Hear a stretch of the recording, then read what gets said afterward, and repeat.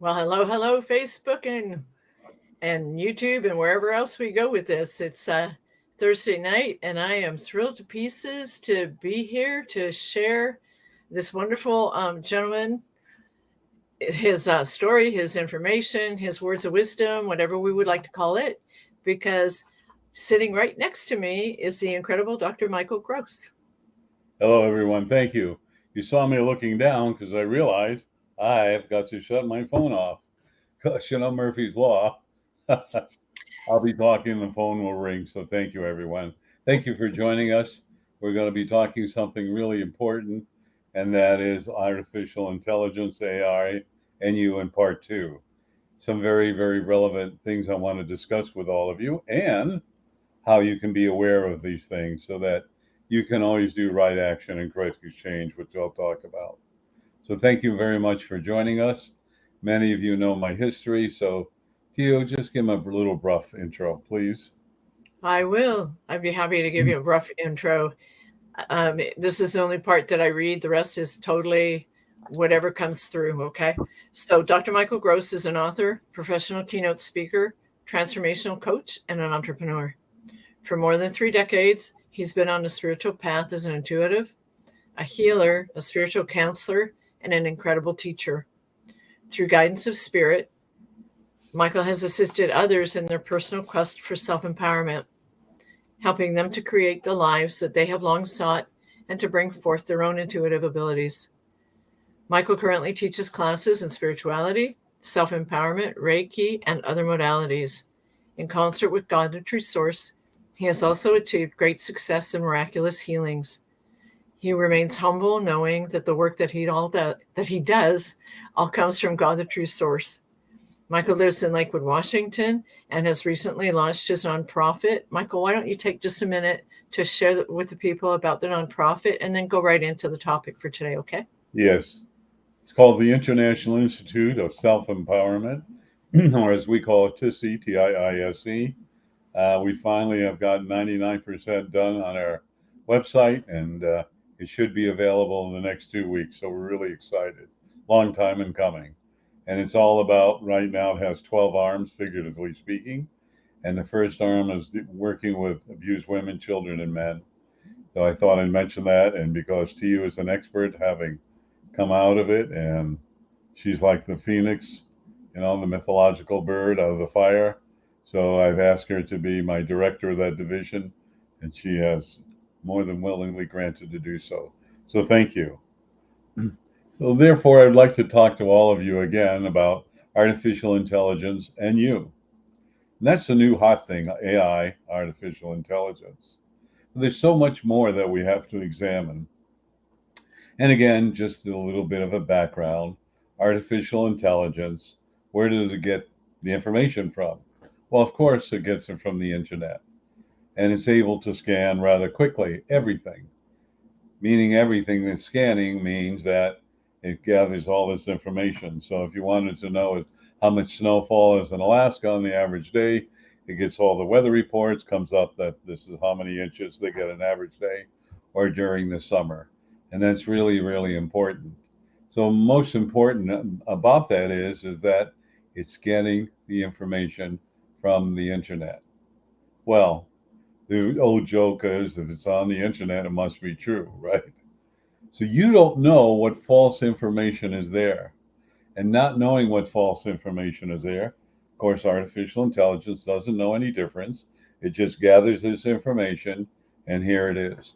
Well, I'm sure if you were looking up the laws of your state about theft, it would scan all the laws and it would come up with information on it. And that's really, really important. What is important, even more so, is that you don't know whether it's fact or fiction.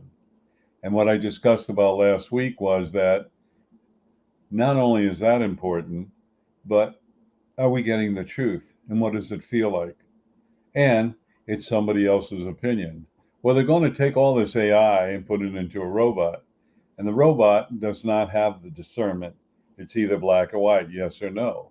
And this information will be in the robot, which is pretty interesting. And because it's interesting, what I'd like to share with all of you is where do you find the truth? So obviously, when I talked about the weather, how much snow Alaska gets, yeah, pretty accurate. But if I were to talk about different things, well, what happened is that you don't know whether you're getting the right information. Now, here's part of the problem with artificial intelligence. Gathers all this information. We might call it an encyclopedia in my day or whatever. You don't know facts from fiction. You don't know whether it's true. And what's more important, what is happening is that you are being fed this information. There's a lot of colleges that are going to close down because students don't want to spend hundreds of thousands of dollars to get educated when I can look it up on AI and get all the answers. Well, that's really important for us to know that they're going to gather this information. You don't know whether it's fact or fiction. And of course, they have the fact checkers, and I used to hear that all the time. You don't even know if the fact checkers are telling the truth or where they're getting their information. So we're being kind of lied to or taken advantage of. What we have to do now is the gift of discernment. More important, that is, we have to use critical thinking. Critical thinking is, does it feel right? Is this really the truth? Can we accept it? Because as I talked before, the old cliche, if you tell a lie long enough, people will believe it, even though it is a lie. And certainly we've heard of many, many of the lies over our political fields, whatever party you are, how the stories are made up. And of course, as I do some work for the Supreme Court of the state of Washington, I'm in there and I listen to the people even lie to the judges. And I'm kind of cracking up going, yeah, no, it's not true. But of course, the judges are really polite and they will just turn around and listen, but they can see through the fallacy of what a person is saying. So each one of us now have to make a major decision because this artificial intelligence is now going to go into not only our computers, but when people are talking about things, or it's going to go into your cars, buses, trucks, and everything along those lines. And that is what's really important. You have to be aware of that. And how do you gain your own personality? How do you know what it really is? And Tio and I were talking, and as Tio and I were talking the other day, it was like, you know, um, I can write a speech on on artificial intelligence, and yeah, you could or I could, but here's what's missing: there's no heart or soul in it. You're just reading something. It isn't from your depth of you, and it doesn't touch that other person. It's just something that's mechanically done. And that's part of the danger of artificial intelligence. Now, there's no doubt about it that it can help you in like mathematics or certain areas, but we have to be very, very careful of what we're doing. We have to be very careful of what we're listening to. And the other thing we need to be aware of is the press. And we listen to the press, and really they say, this is the news. No, it's really somebody's opinion. Now, I have no problem with your opinions. What it is say it's my opinion. Let me decide whether it's good for me or not good for me, right or wrong, or it's fallacy. But of course, we're losing that gift. And as we depend more upon artificial intelligence, other than for basic things, we're now losing our way. In many classes in school now, what they're doing is allowing calculators and all kinds of different devices to come up with the answers or do research. We're not using our brain. What happens with AI, the danger that occurs is you're going to develop cobwebs in your brain, figure of speech. You know, without using it, you lose it. And if we become codependent on artificial intelligence, other than in some areas of your life, then you're going to lose your identity. You're going to lose who you are, and you're going to lose the ability to research the information you've learned or read about or experienced in your subconscious and mind and your brain. You will become a robot yourself. Those are the dangers of AI. Also, a lot of jobs are going to be replaced. We've already seen that some of the social media are now laying off people and replacing them with AI. And what can you program the AI? You can program them with certain words that they will discount, set aside, or not have anything to do with this. These are part of the tremendous challenges we have with artificial intelligence. As it goes into robots and everything like that, what becomes of our human mind? When we research something, when we look at something, when we begin to experience it, because you see, when you're using your mind and you're using your brain, which is similar, and you create something, then you want to see what is being created. You want to feel it, experience it, taste it, smell it, whatever it is. Instead, if you just use AI, you have missed out on that experience. You have lost using your intuitive ability. You've lost your creative ability. And you, even though you're a human, you become a robot. These are the thoughts I desire for all of you to think about. Because, as I say, what you think you create, what you create you experience. Now, most importantly, we're all codependent on some souls and others and things we do. You know, when I say codependent, if I wanted my heating system fixed, I would call the heating specialist and say, fix it. So I'm codependent upon that, or other areas of our lives. But there are other areas where we have the ability to be able to discern and create what we desire. If not, we're going to lose our creative ability. I know Tia would like to add something.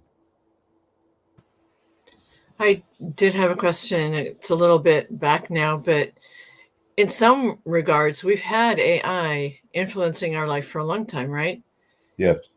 And what's happening now is it's becoming more and more powerful because of the vast scope of what the artificial intelligence has now been able to do, that they're able to develop, right?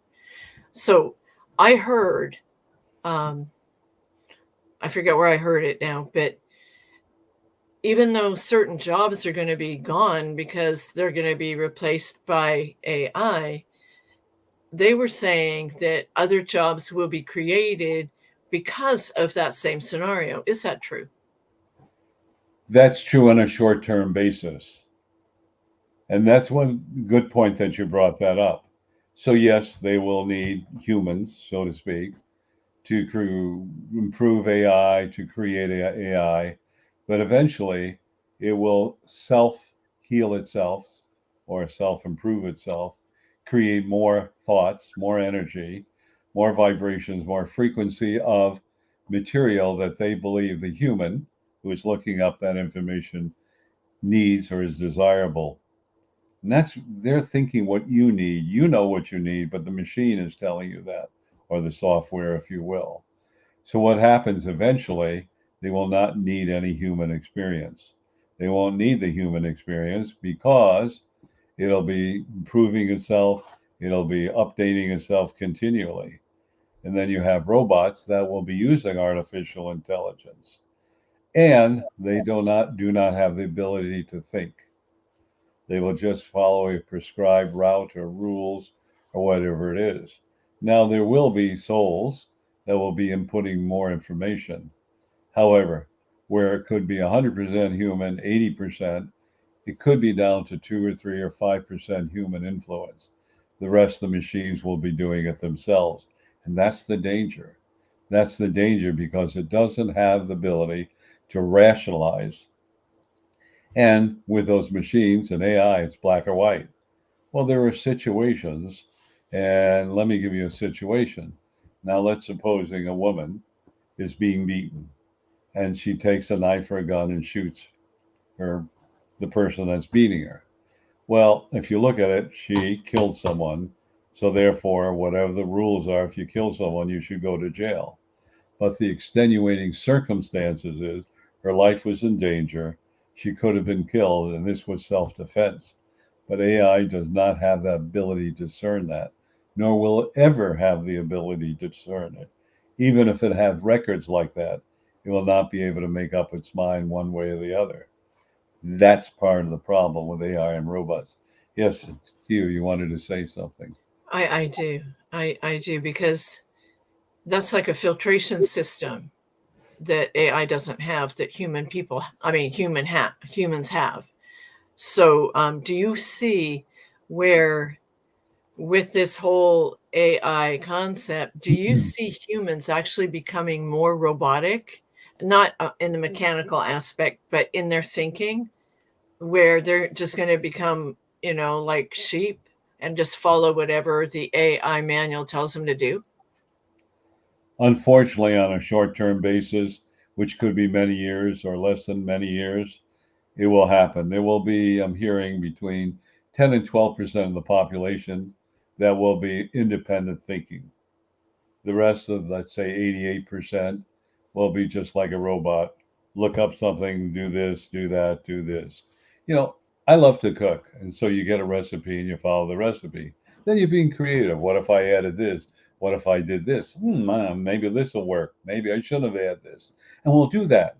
But artificial intelligence follows the prescribed formula, and that's it. So the creativity is not there. And that's the most important thing. Because of AI, we will lose our creativity and our ability to come up and invent new thoughts, new ideas, new machines, new everything. And unless we're able to input that into artificial intelligence, which I'm sure there'll be a way, the problem is that are they going to listen to the 8 or 10% of the people?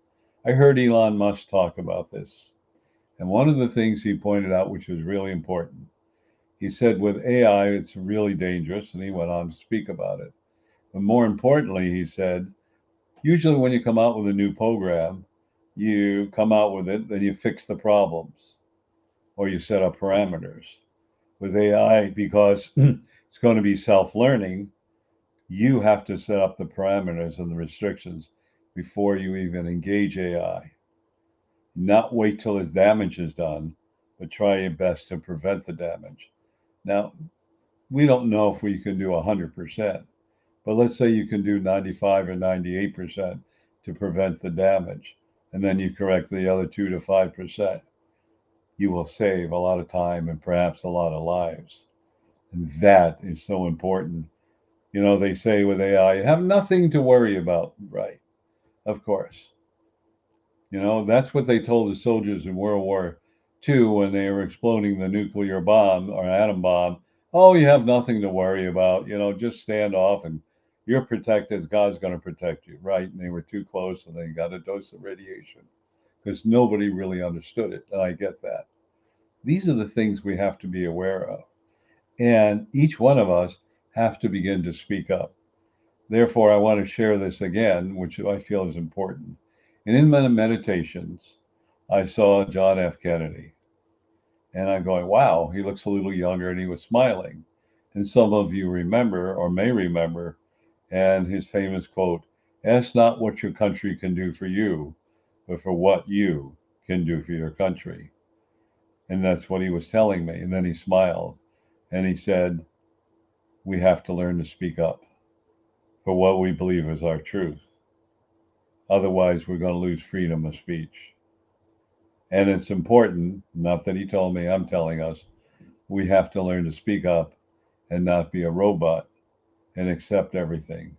You know, if it doesn't feel right, smell right, look right, it ain't right.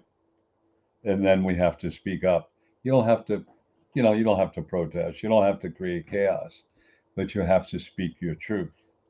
And those who understand it will resonate with you and pass that truth on. But we really have to watch ourselves in the days to come.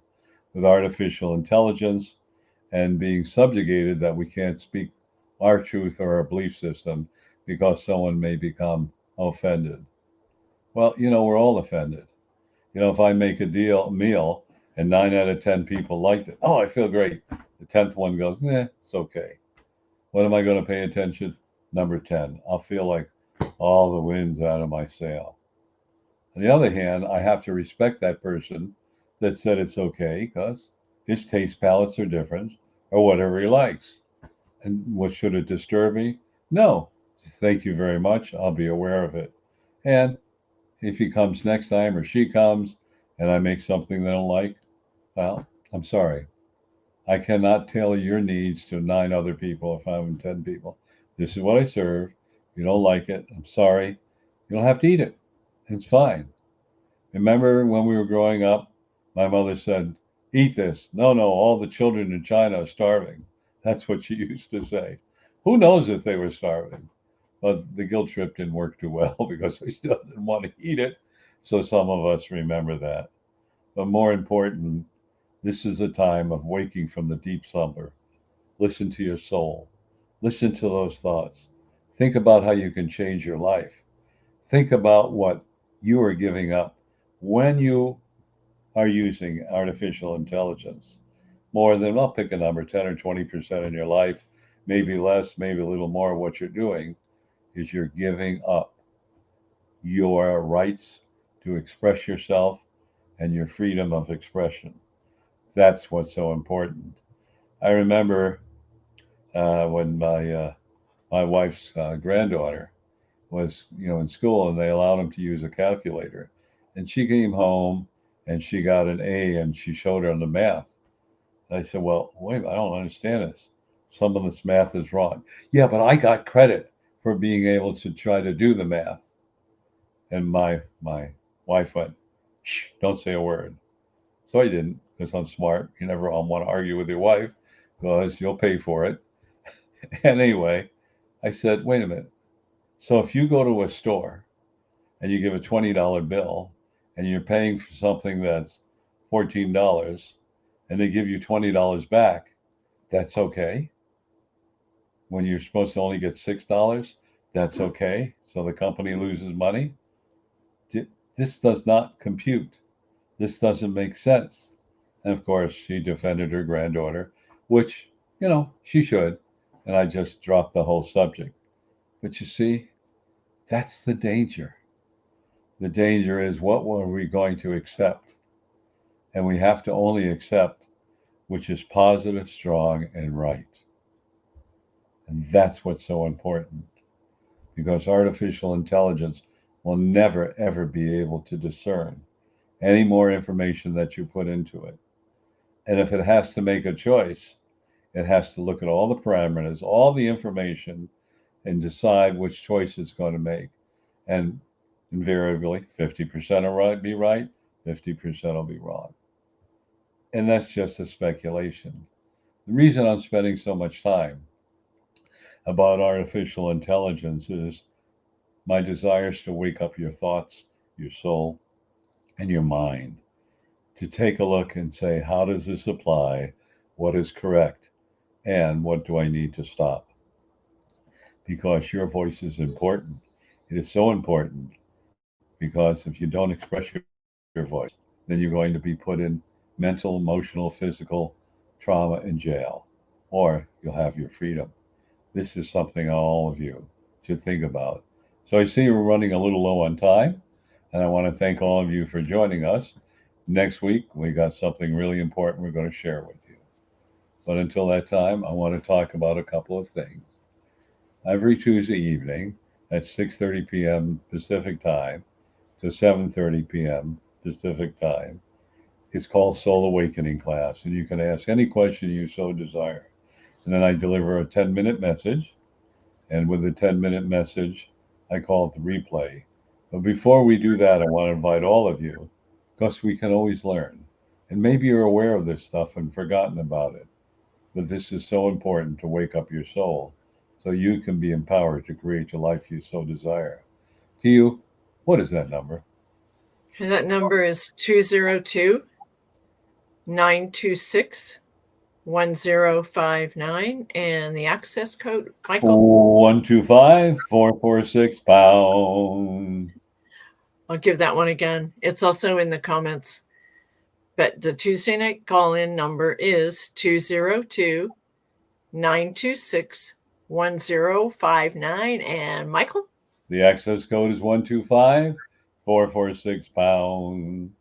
And the second Saturday of every month at 9:55 a.m. Pacific Time to 11:01 Pacific Time, we have a meditation. And in the meditation, what is necessary for all of you to do is to join us, because it's all about healing the mass consciousness and healing Mother Earth. So I talk for 3 to 4 minutes, maybe 5, no longer. Then we go into silence. And then sometime around 10:58 or 10:59, I come back on. Thank you, impart a few thoughts, and then we end. This is the second Saturday of every month. And to access that, it's the same as what I call the Soul Awakening, and you can just give that number one more time. Sure. It's 202-926-1059, and the access code is 125-446 pound. Also, it's I call the replay, and there are over 200 messages. And these messages are so beautiful. I believe they're very, very powerful. And it's not from me, it's really channeled from the true source. And to access that information, anytime, driving a car, depressed, starts from number 3 over to 205 or 6. And what is that number? Okay, that number is 434-300-4170, and the access code 125-446 pound. One more time. 434-300-4170, and the code 125-446 pound. So I want to thank all of you. I really appreciate it. But one more thing. And I'd again ask you to spread the word. Join us every evening from 7 to 7:30 p.m. Pacific Daylight Time. You've already accessed us. Also, I would like to mention to all of you that you can go to YouTube, which is Michael B. Gross. And if you do that, you can access all this information on YouTube. And I'm going to reach over to you, speaking of the book. to Michael. You beat me. So we have a little contest. This is healing the souls in your. Go ahead. Okay. I'm going to cut you off here for a sec, just for a sec.